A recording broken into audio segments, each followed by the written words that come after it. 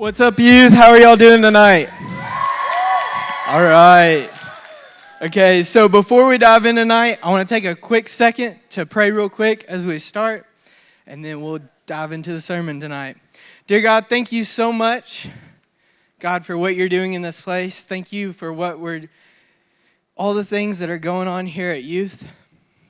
God, I thank you for all of the stories and families that are being resurrected. God, all the wins that we got to hear in huddle tonight. God, I'm thankful for all those wins.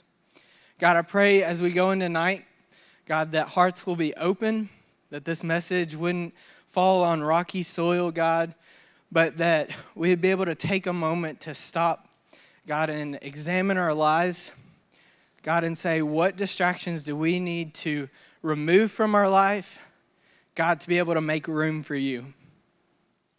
And all these things you ask in your name, amen. All right, in a little bit, I'm going to be in Luke 3, 7 through 14. We won't be there for a second, but if y'all want to go ahead and flip there. So how many of y'all in here have done something that like immediately after you're like, man, I cannot believe I just did that. Like, how in the world?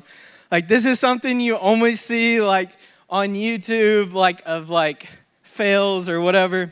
So I had one of those moments back a couple months ago. So I was on my way down to Atlanta, and before I got into Atlanta, I was visiting a buddy, and so I was excited to get down there.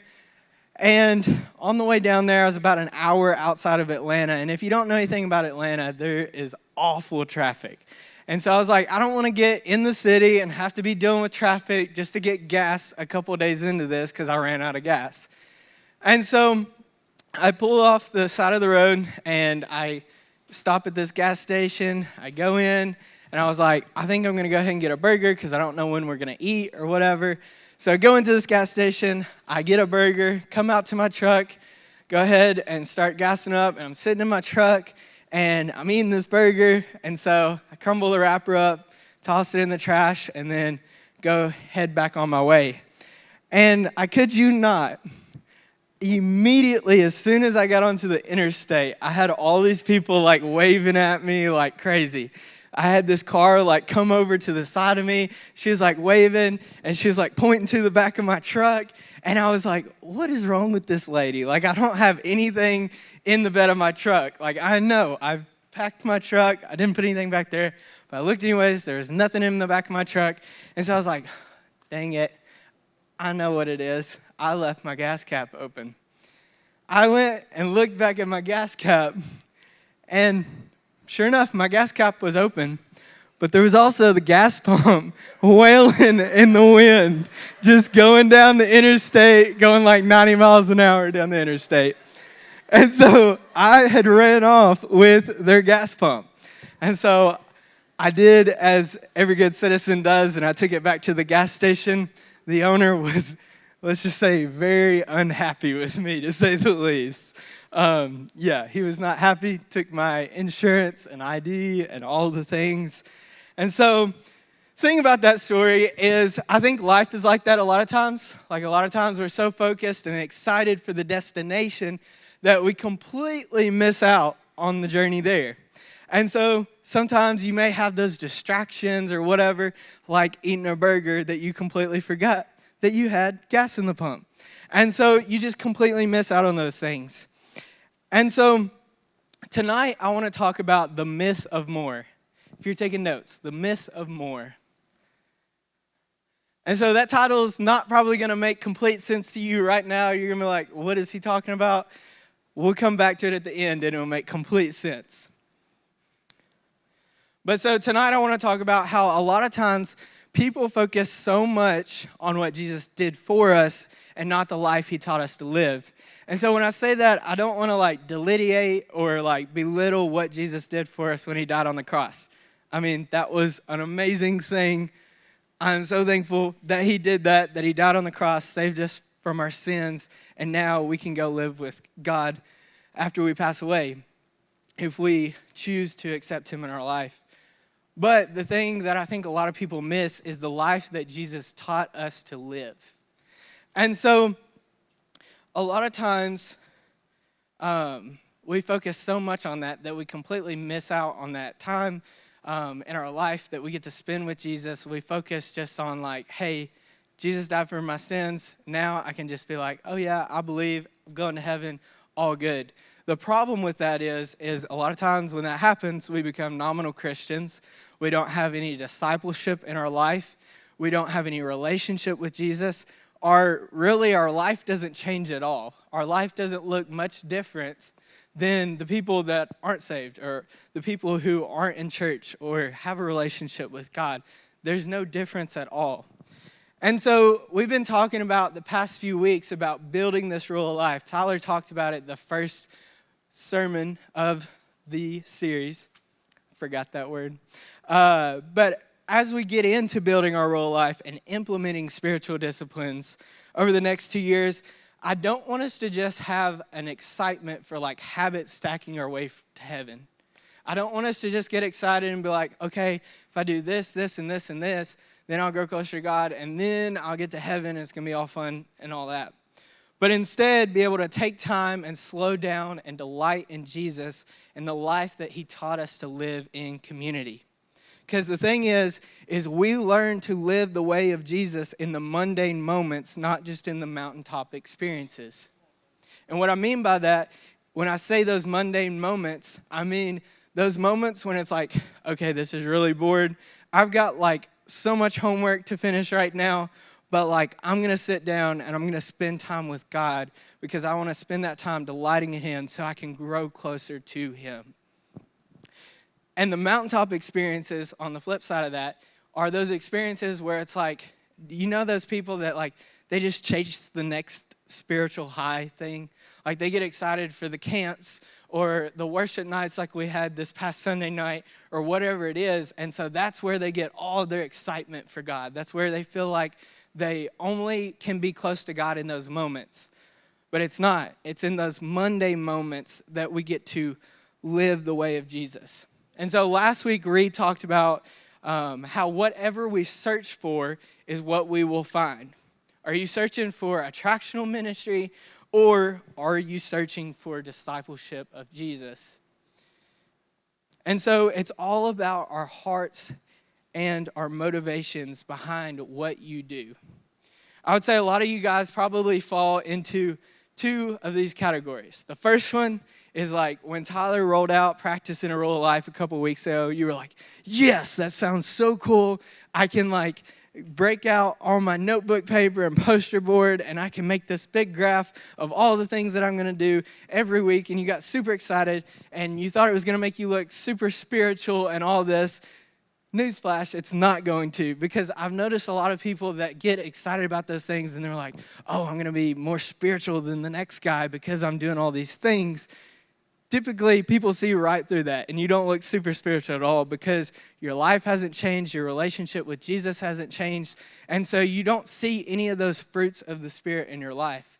On the flip side of that, there's probably a few of y'all in here that when Tyler rolled that out, you were like, what in the world? There ain't no way in heck I am doing that. Like, I do not need a bunch of things just to add to my schedule and do every day or every week. Like, I've already got enough on my table. Plus, like, I just came here for the pizza and my girlfriend anyways. So, like, why in the world would I do that? But see, the thing is we have to look at what is the right way to practice spiritual disciplines and go about spiritual disciplines. And so I want to come back to that passage that I told you all to look up earlier. It was Luke 3, 7 through 14. And so to give you a little backstory on this, we're going to read about John the Baptist. So basically, John the Baptist, he came a few years before Jesus. He was a preacher. He would go around baptizing people. That's how he got the name John the Baptist, because he baptized people. And so he would go around preaching. He would call people basically to live a different way of life that was going to be similar to what Jesus was going to basically preach and teach and live in his own life. And so basically, John went before Jesus and basically built up this crowd. And then Jesus came on the scene, which John knew. He was like, the Messiah's coming.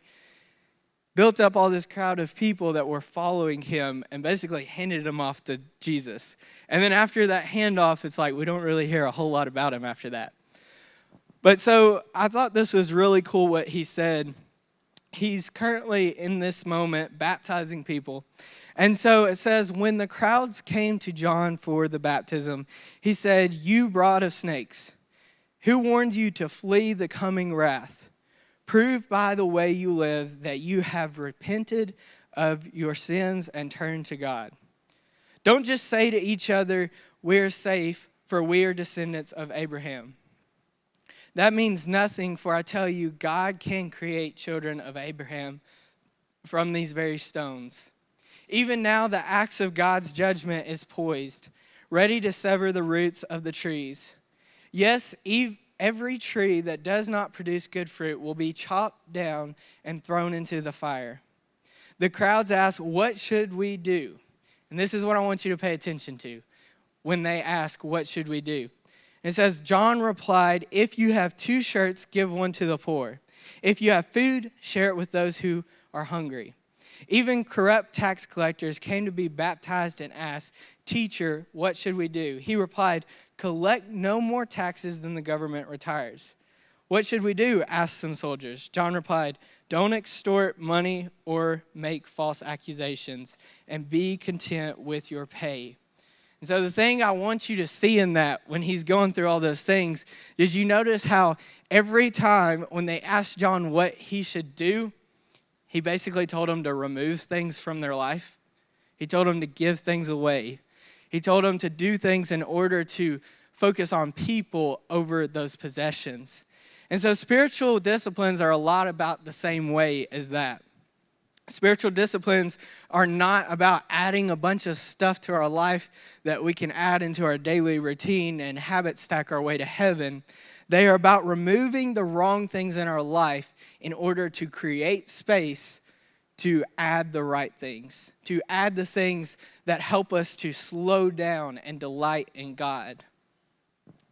And so spiritual disciplines, they're all about slowing down, and they're all about having that unhurried life. I love this quote. There was a guy that was a Quaker. His name was Thomas Kelly. And he said, "We feel honestly the pull of many obligations and try to fulfill them all. We are unhappy, uneasy, strained, oppressed, and fearful we shall be shallow. We have hints that there is a way of life vastly richer and deeper than all this hurried existence. A life of unhurried serenity and peace and power. If only we could slip over into the center. We have seen and known some people who have found this deep center of living, where the fretful calls of life are integrated, where no as well as yes can be said with confidence." And so what I want you to get out of this is how society has created a world around us that is rushed and is hurried and full of these distractions and escapes. And so we have tons of these distractions in our life. Can any of y'all name a few? Just by a raise of hands. Yep. Social media? Yep, perfect. Raylan held up her phone. That's a perfect example. Sports? Yep, Caden? Huh? Yep. Anybody else? People around you? Friends? All right. Waylon? Video games? Yeah. Anybody else? Food? Yep, food can definitely be a distraction. We learned that a lot in the Fast series this past few weekends. Yep, your schedule has a lot to do with it. Noah? Music? Yep. What'd you say? All right. Sorry, I can't hear all the way back here. Yep. Other genders. Girlfriends, boyfriends, whatever you got. All right. So the thing about that is, like, everybody in here can name a distraction in their life. Most of us can name quite a few. I know, like, I even have distractions. I'm sure Tyler has distractions. Like, none of us are perfect at this. But the whole point of having this rule of life is getting rid of distractions. This is how you start to build this rule of life. Number one, get rid of distractions.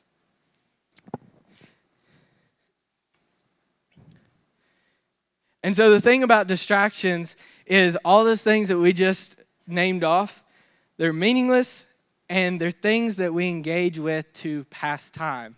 When we're on social media, or maybe we're on our video games, or maybe I know a lot of y'all are younger, so this may not apply to you. It may.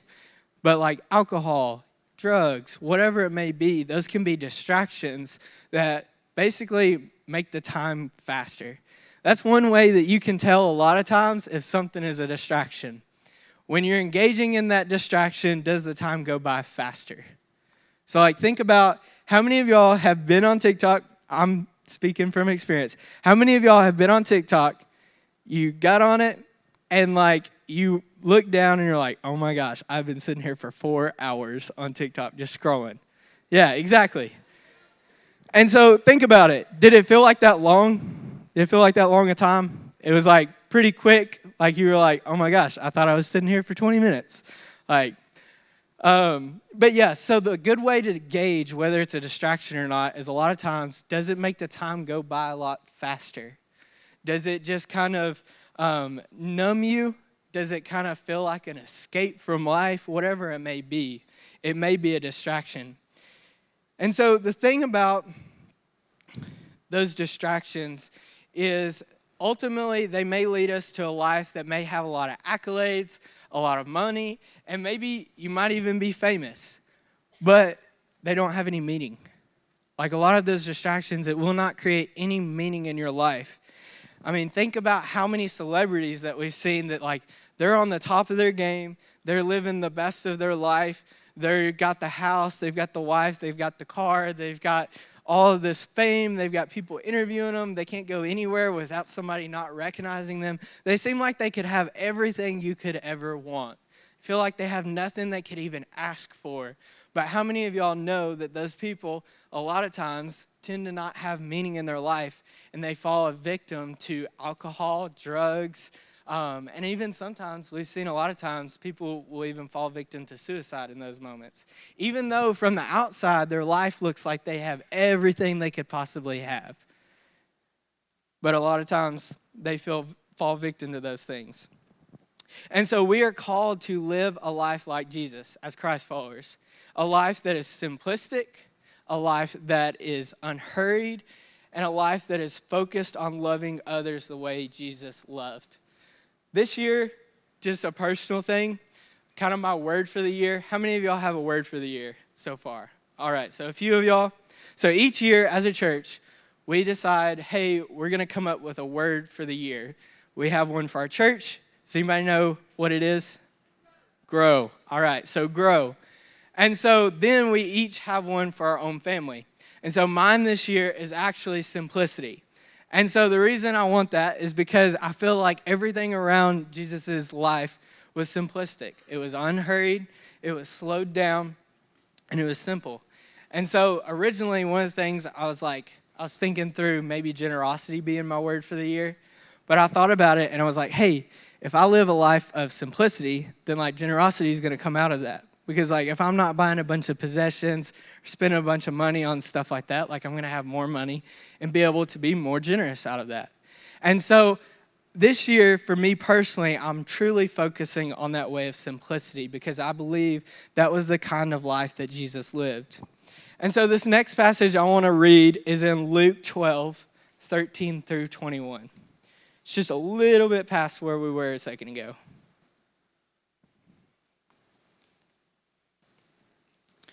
All right, say here when y'all get there. All right. So in Luke 12, 13 through 21, it starts out in verse 13, and it says, "Then someone who called from the crowd, 'Teacher, please tell my brother to divide our father's estate with me.' Jesus replied, "Friend, who made me a judge over you to decide such things as that?" Then he said, "Be aware, guard against every kind of greed. Life is not measured by how much you own." Then he told him this story. I want y'all to pay really good attention to this story. Kind of sum it up before I read through it. There's this farmer that Jesus talks about that he has all of this stuff. He has all these crops that grow really good, and so he has a bunch left over. And so now he comes to this moment of thinking, okay, what do I do with it? And so it says, a rich man had a fertile farm that produced fine crops. He said to himself, "What should I do? I don't have room for all my crops." Then he said, "I know, I'll tear down my barns and build bigger ones. Then I'll have a room enough to store all my wheat and other goods. And I'll sit back to myself and say, 'My friend, you have enough stored away for years to come. Now take it easy, eat, drink, and be merry.' But God said to him, 'You fool, you will die this very night. Then who will get everything you worked for?' Yes, a person is a fool to store up earthly wealth, but not have a rich relationship with God." And so in this story, the farmer, he keeps everything for himself. He hoards everything for himself, and he completely disregards anybody else. Like, it literally says, like, essentially says he's going to sit alone and be like, "Man, I can rest now because I've got all this stored up, all this food and everything like that." And he completely disregards anybody else. And for what? Like, what does he really have? Like, he's going to sit alone with all this food and just sit there.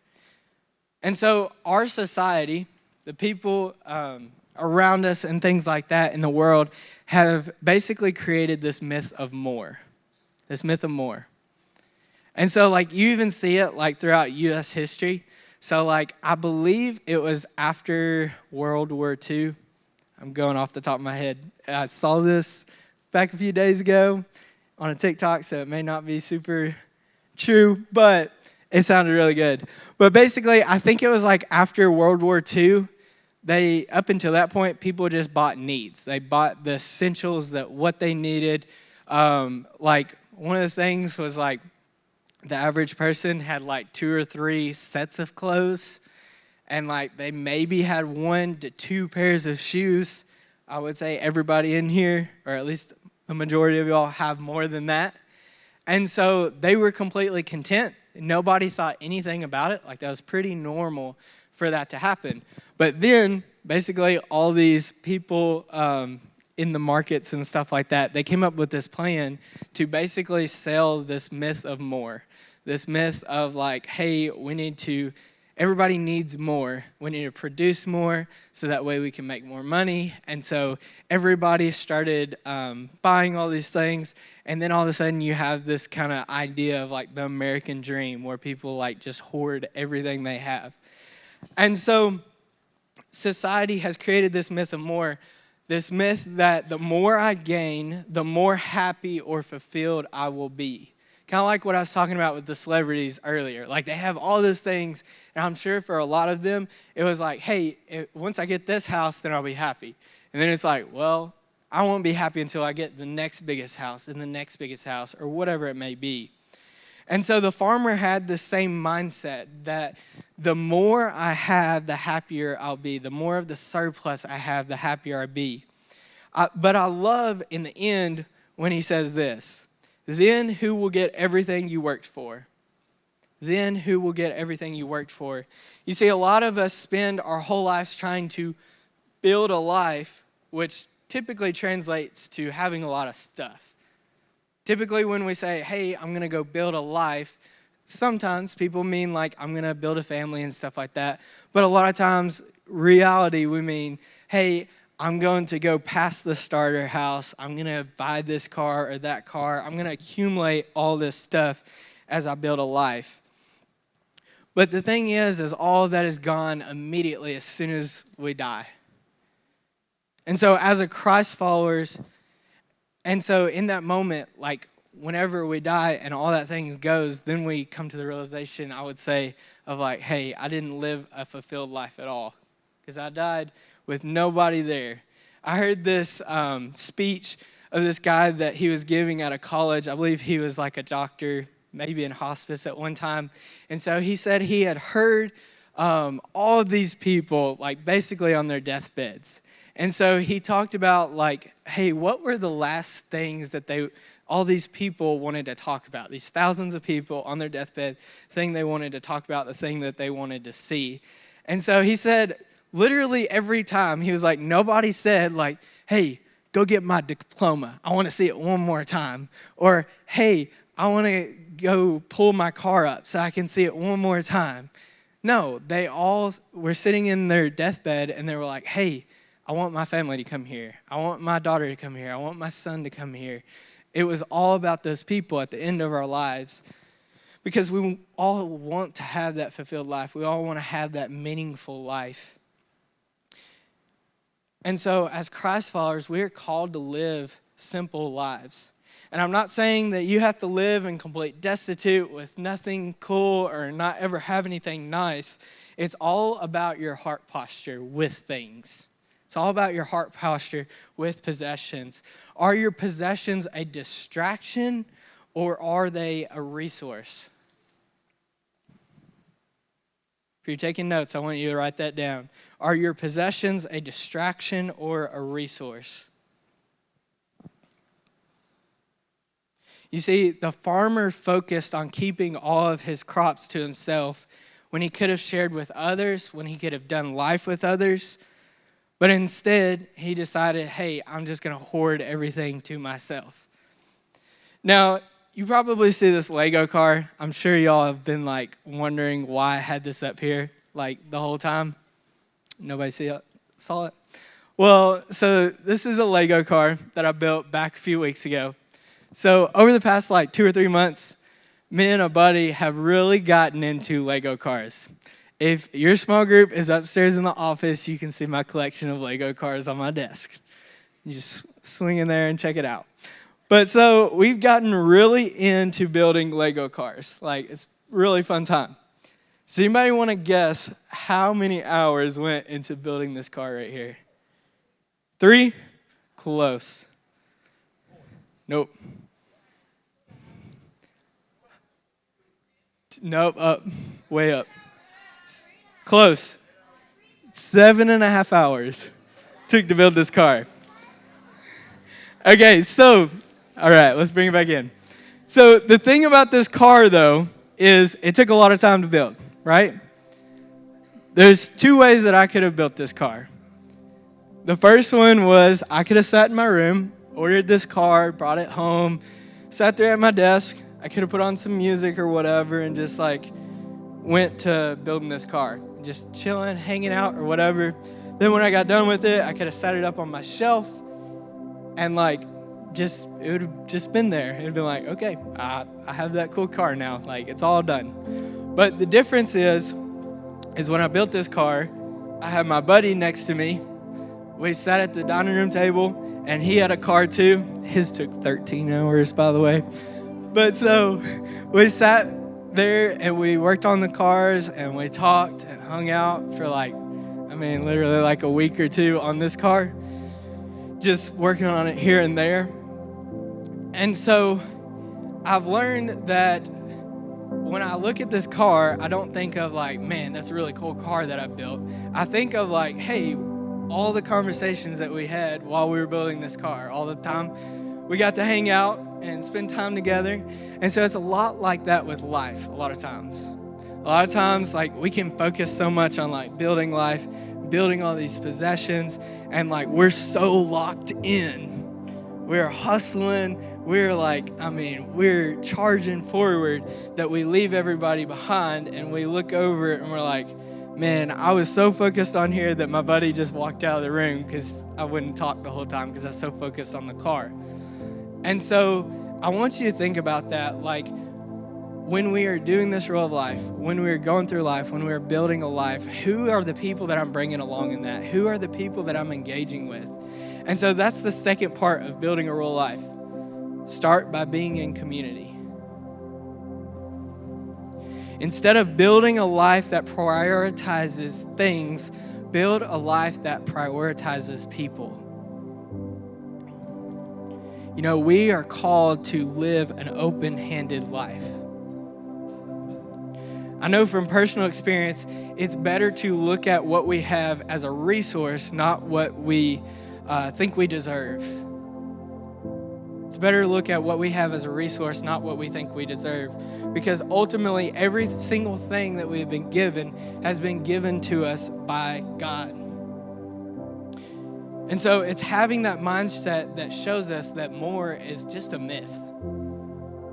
But it's actually through having that simplicity in our life.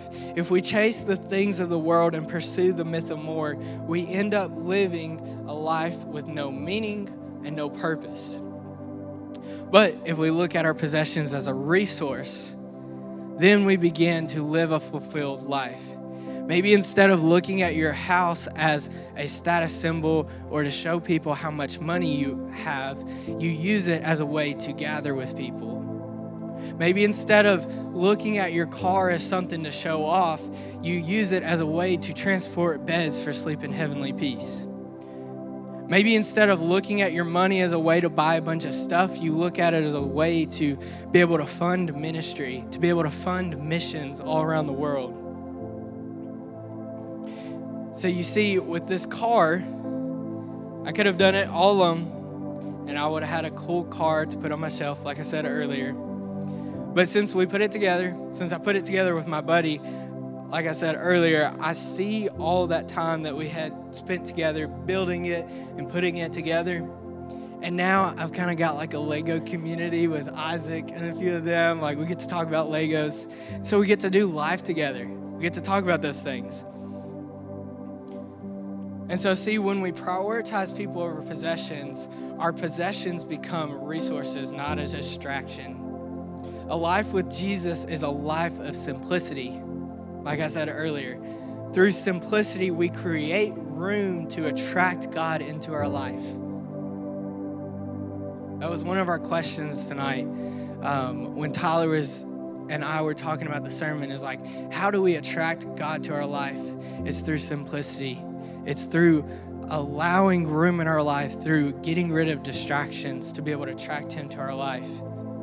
You see, a rule of life is not about adding a bunch of stuff. It's about removing the wrong things in order to add the right things. A rule of life is also not meant to be done alone. A rule of life is meant to be done in community.